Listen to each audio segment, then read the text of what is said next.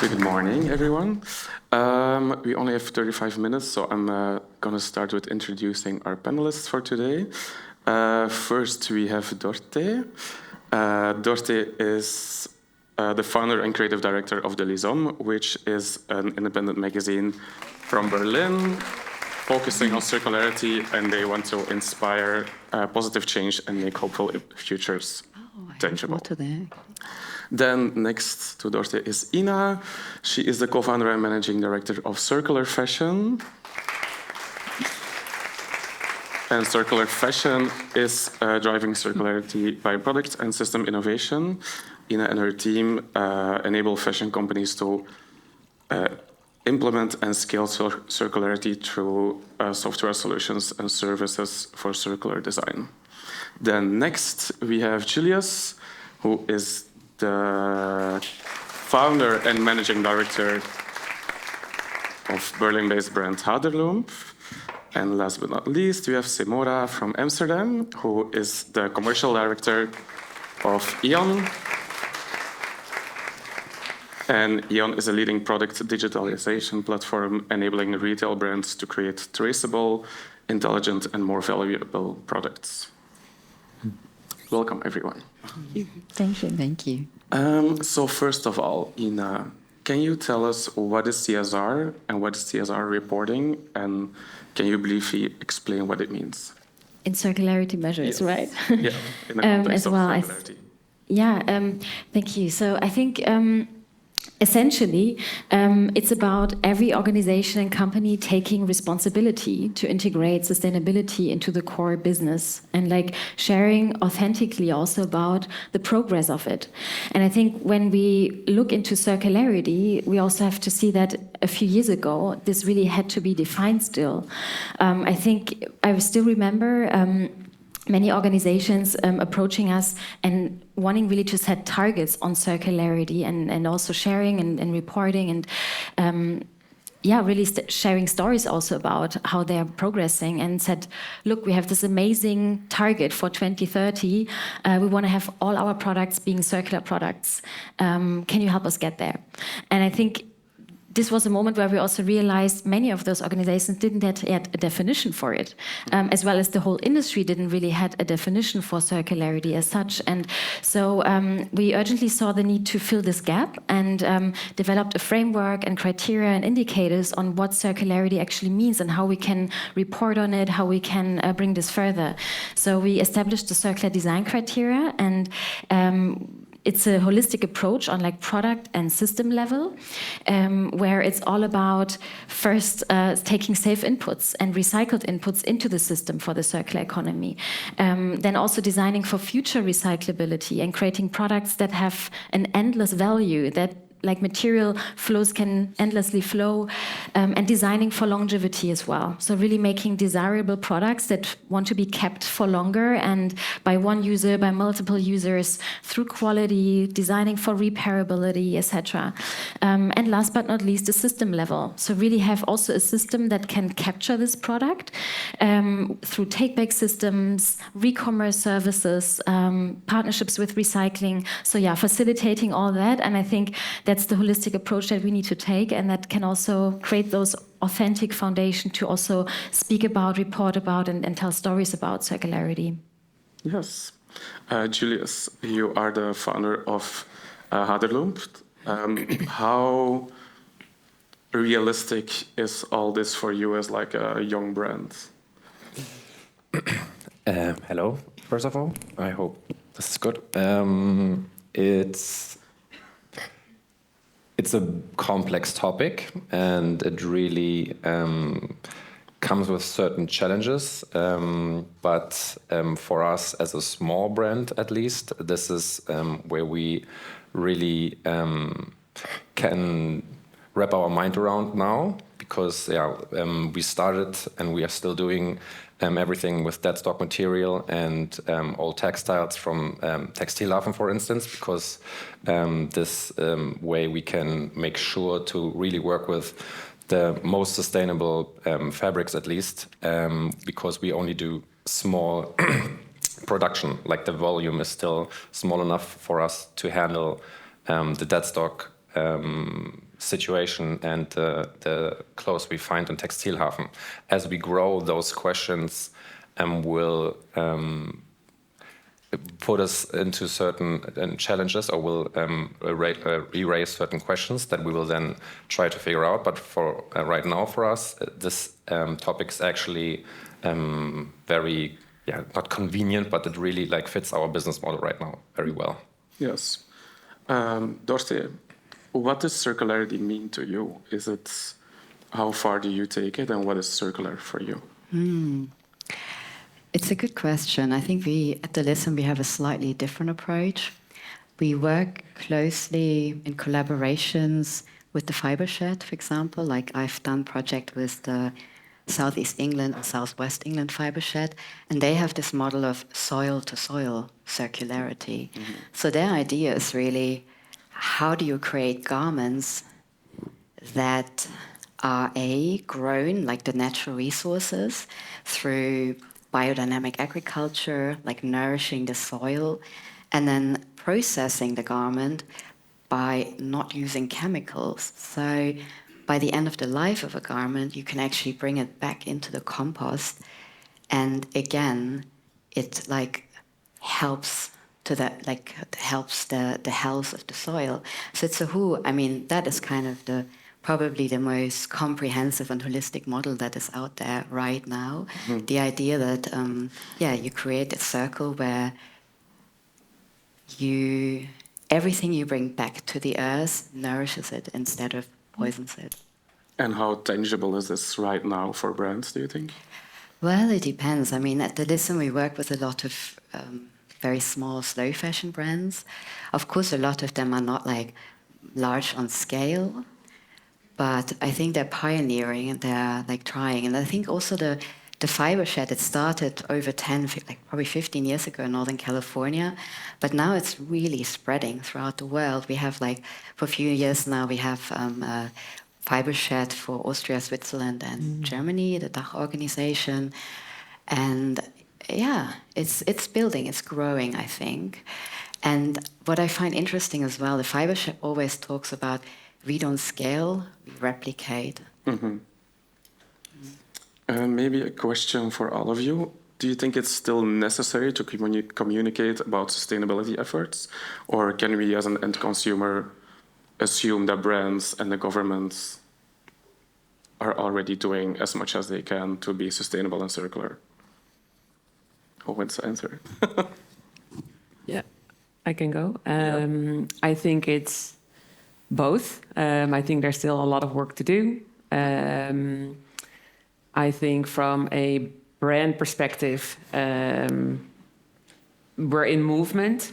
There is all this legislation coming up our direction as the textiles and fashion industry. And to be compliant with all this upcoming legislation, it's important to understand what the impact is of the business. So I think we're in this transition phase. Mm-hmm. So I wouldn't say that we're already doing enough, but there's also not nothing happening within the industry. And I think it's really, I mean, we had this conversation yesterday with each other as panelists together, and we were saying we are in transformation, but it's also, I mean, fashion brands from origin are not tech companies. So to move to a tech-driven company, it will be the steepest learning curve in history to move and transition to a tech company, because we're moving into the digital space. But I can elaborate a bit more on that later on. Yes. What we do. Maybe, Ina, you want to... Yeah, I'm happy. I think it's a great point that you made regarding the upcoming regulations as well. And I think, especially when it comes to that on ESPR, green claims, etc., of course, there will be minimum performance requirements also in the light of circularity. But it's also not possible to just speak about what is anyway needed on a regulation level. So we need to go beyond to actually communicate circularity on a bigger level, and also in terms of target setting, really not just aiming for the bare minimum, but seeing what as an industry together we actually have to achieve in terms of climate change, etc. What is needed to really reach the North Star and go forward with that. So I think in that communication is still key to go beyond also the foundation that is needed for being compliant. And talking about these targets and CSR reporting, what parts of the reporting and the targets do you think are worth communicating to the end consumer?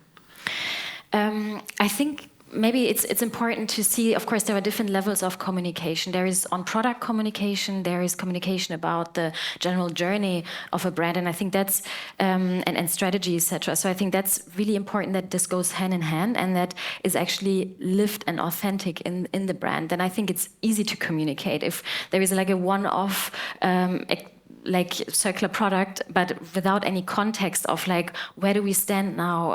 What's still missing for us as an organization? Where do we need to go, or where do we aim to go? I think this is important to integrate that and really measure as well, what's the circular aspects of a product and communicate those, because it's an amazing value for a customer, like to have a product that is even more long-lasting or that has versatile opportunities to wear or to consume. So I think there are many great elements that can be brought further to the consumer. Yeah.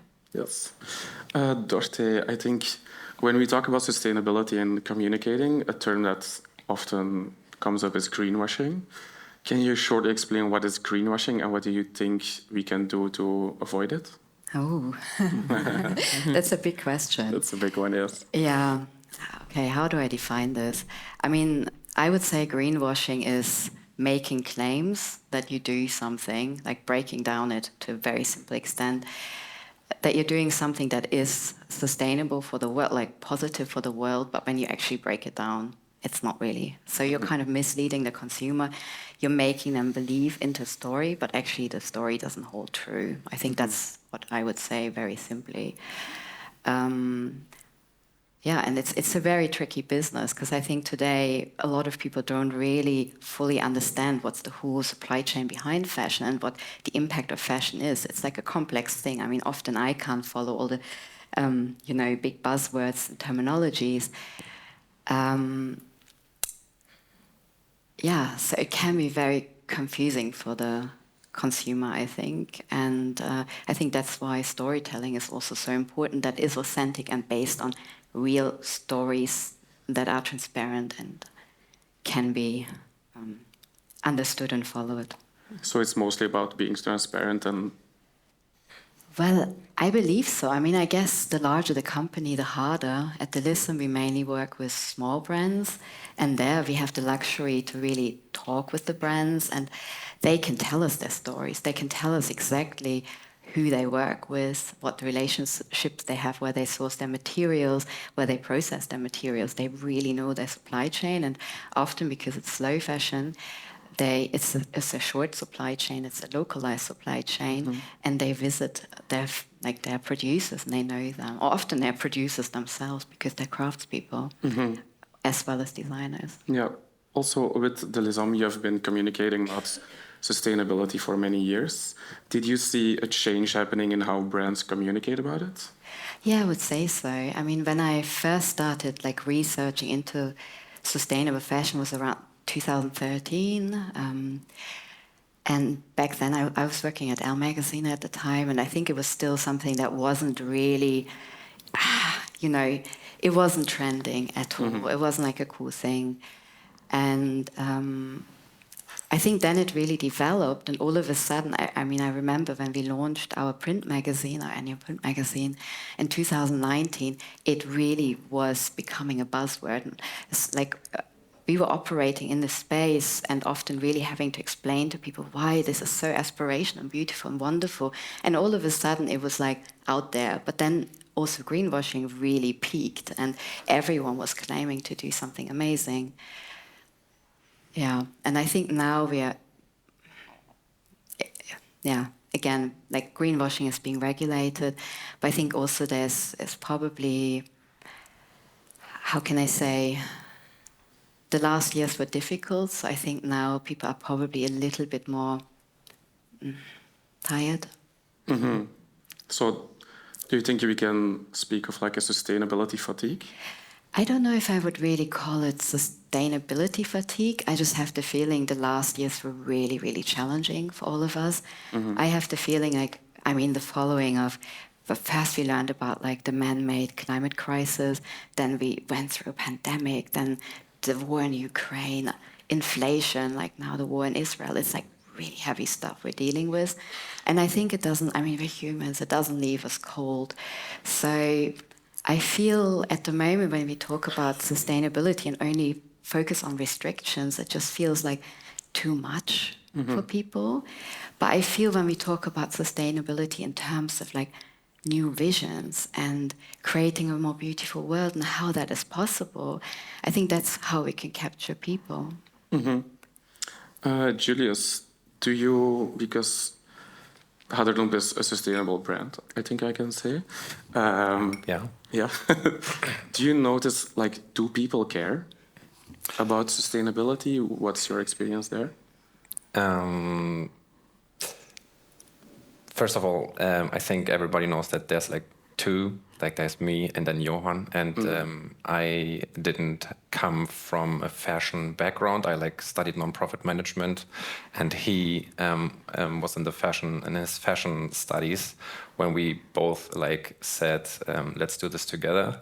And so my whole perspective on our brand was always the CSR background and how we're gonna use fashion as a tool to create an impact. And from the very start, it was always about being like unconventional. So like even the name and yeah, how we try to approach fashion was always how we can.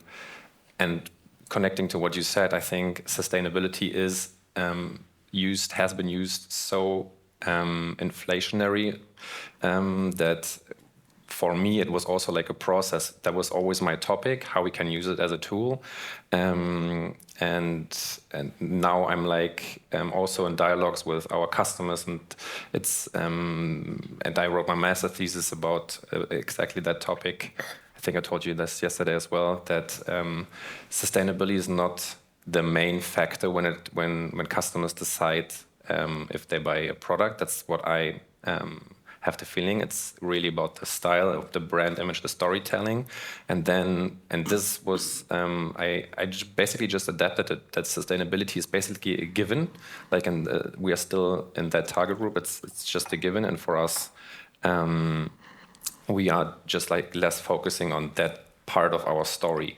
It's just it's our foundation, and we always obviously then say we always only work with that stock material and fabrics that we get from Textilhafen. But that's that's cool. But it's really if we want to succeed as a brand, my opinion, we have to tell, or we have to convince the customer on so much more on different levels, and this is like one aspect of it, and for us it's not, it's for us that's at least what we find out in conversations and dialogues with the customers. And I think I like the word fatigue that you not basically that you came up with, but I think that has that plays an important part right now in the fashion industry, that everybody is talking about it, and that's why we try in our shows to use our shows really as a platform to tell a story on a meta level, kind of to always make the show about a statement for a better world, for a change, and yes, on a small scale, obviously work with also sustainable materials, but try to convince the customers or the people with a different approach. So sustainability is more like a given. It's for us. It's a given, and for me, generally, I would say, if you're a brand and you're not really trying to focus on that, then. Then what are you doing? Not my customer base that I would target. Exactly. Ina, what do you think are points worth communicating? And do you think it's necessary still to communicate about sustainability, or do you think it should be a given and we don't really have to communicate about it anymore? I mean, just also reflecting on what you both said, about like also the creativity behind, or like I think a little bit this question of what does it take actually for a brand to realize this as well, I think is also something great to communicate, because it's an innovative space, it's a creative space where we can create new solutions, and this can be really fun as well. And I think like showing a little bit how this journey can unfold is really interesting, and I think also making a little bit aware that it's like, for example, I mean, we're working with more than 100 different organizations, brands, global retailers to implement circularity. And there are so many different aspects to consider depending on the segment, depending on the brand. And I think telling a little bit the story of, yeah, what does it take and how can you turn it into a creative, innovative challenge to bring those solutions to life is definitely, I think, worth communicating. Yeah. Yeah, and then speaking about how we can communicate it in like a new way, Semora, can you briefly explain what E.ON does and how it could help brands communicate about their sustainability efforts? Yeah, of course. Hello, everyone. So taking a few steps back, E.ON is the product digitization leader in the fashion retail space. But before I dive into that and elaborate a bit more on what the company does, I'm very curious about the audience as well. It's like, who is familiar with the term product digitization or digital product passports? Can I see hands? Okay, quite some. Great. So for the ones who don't know, product digitization and digital product passports, yes, it's a legislative thing, but it's also creating a digital product from your physical product. So how do we do that, and how do other companies do that, is by implementing a data carrier on your product. And a data carrier can be a QR code, which is the most famous one, but it can also be a tag, an NFC tag in your bag or in your shoe. And as E.ON, we work with brands across the global spectrum, from high-end luxury brands like Chloe, Balenciaga, to mass market brands like Target and Victoria's Secret. And I think what makes it really fun in what we do is that I echo everything that's been said here, especially listening also to the story of what Julius is saying. Like, sustainability is the core of the product. It's not a selling point anymore, and it shouldn't be today. And that's also how we view it as a company.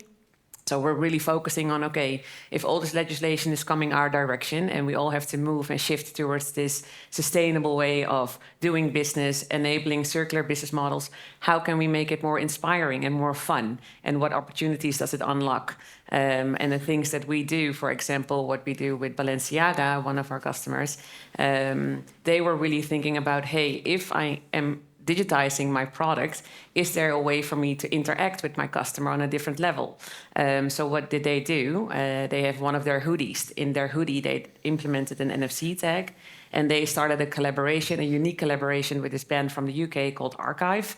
And with this collaboration, this song is only available through scanning the NFC tag in the hoodie. So it's not available on Spotify, not on SoundCloud, not on YouTube, nowhere. So this is already something that enables a different way of customer experience, moving and shifting towards circular business models. And how do we empower that also? Well, for example, with Chloe, they have in their bags an NFC tag.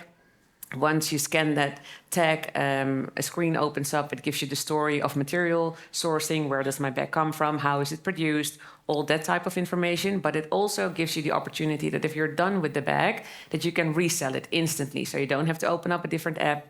You stay in the environment of Chloe, and it says resell. And once you click on resell, you can give the condition of the bag. You can upload photos, and you hit upload with smart pricing, and it's uploaded in the back end because we have a collaboration with Vestiaire Collective in this case, and it's uploaded into the Vestiaire Collective space. And once it's sold, as a customer, you of course get a notification.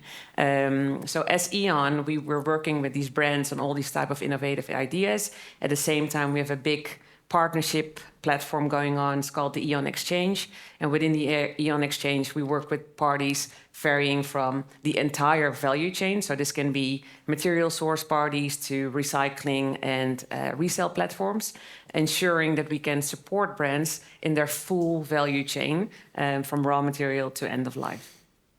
I hope that answered the question. Yes. Julius, do you think this is, for smaller brands, is this something realistic to implement right now?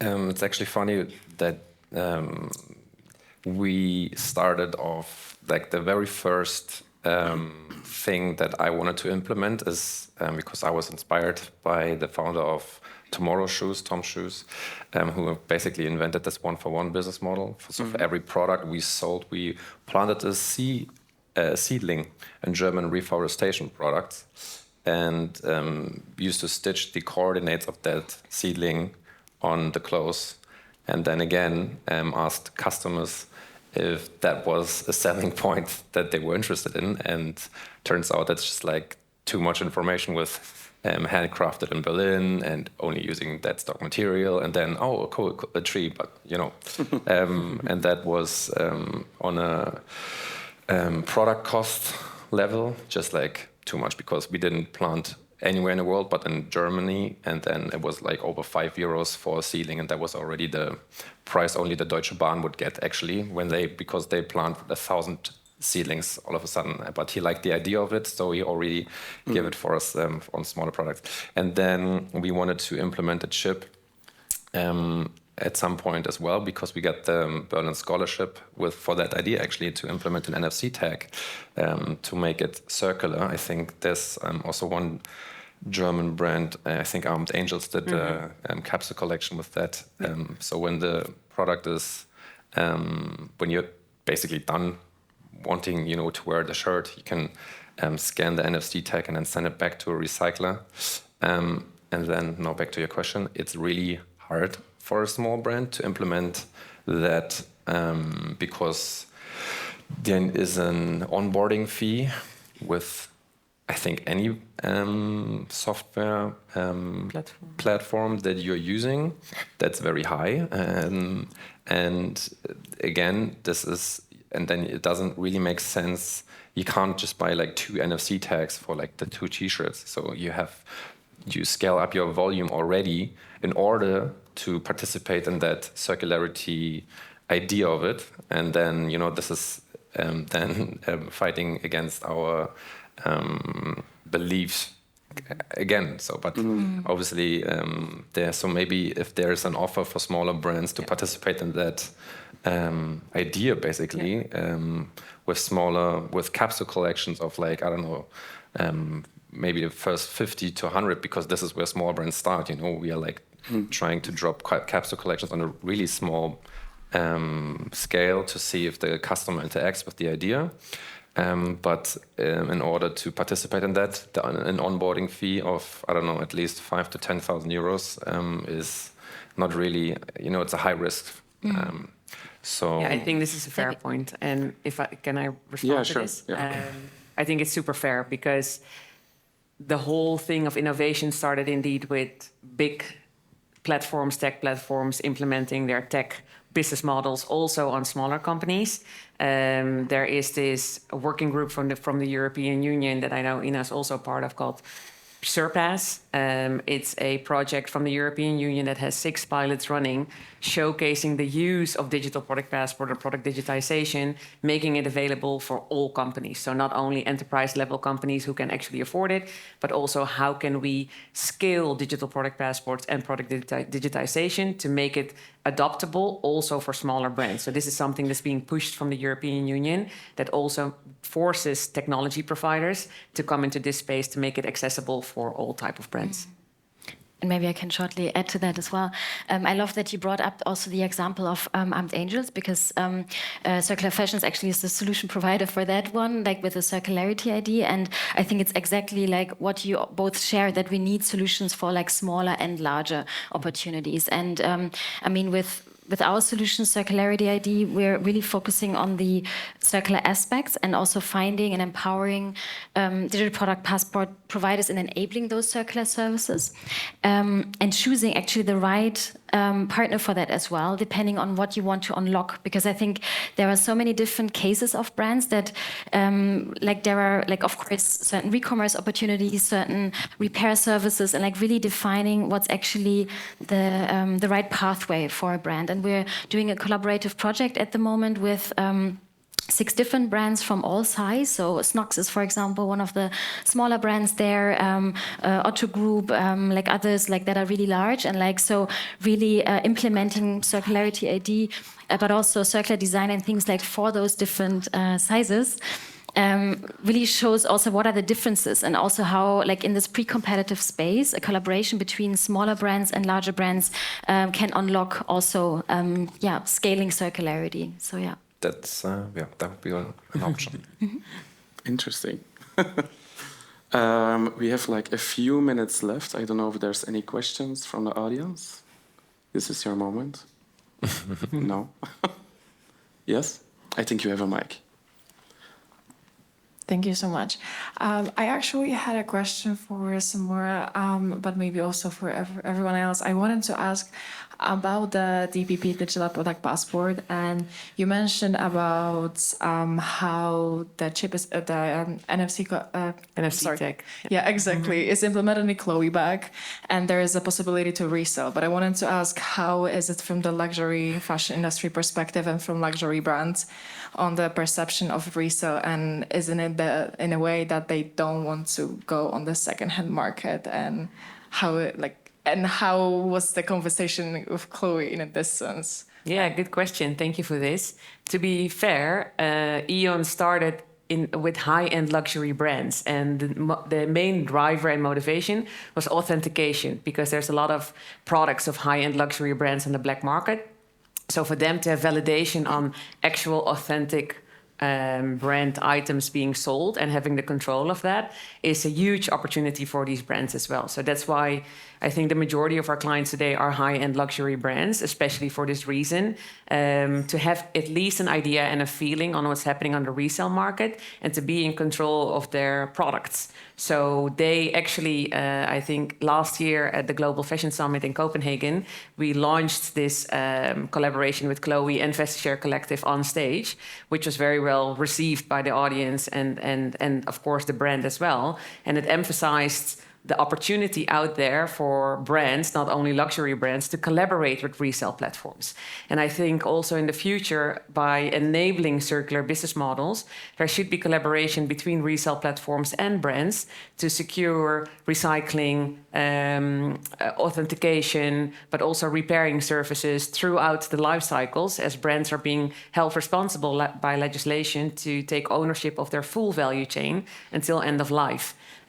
So I think what you were aiming at is also maybe something that happened in the past with Chanel, and that was of course a whole lawsuit that came. Sorry. I just wanted to also mention that you mentioned Chanel, but also that was my following question. Also, what happened with Burberry in 2019, how they burned the 90 tons of their clothes because they didn't want the price to drop and they didn't want their items to go on the second-hand market. Yeah. And so I know that the change had to happen because the sustainability buzzword, but the focus on sustainability is so major right now that it has to happen, but what had happened ever since from 2019 up until today that brands actually are willing, luxury brands are actually willing to enter the second-hand market? Yeah, I think the shift of legislation. That I'm very sad that it's legislation that has to push this, but it is a really strong driver. And to be, in all fairness, what has really changed in 2019 until today is awareness, open-mindedness, more people within the organizations, finding the right key stakeholders within the company, that it's not only the CSR manager and sustainability is a department on the 8th floor somewhere in the back. It's now more part of the holistic approach that Ina was referring to as well, that it becomes a strategic decision throughout the organization because we have to move that direction. I hope that answered the question. Yes, thank you. Is there any other question from the audience? No? Okay, then I think I can thank everybody for being so enthusiastic. Thank you to my panelists, and thank you for listening. Thank you.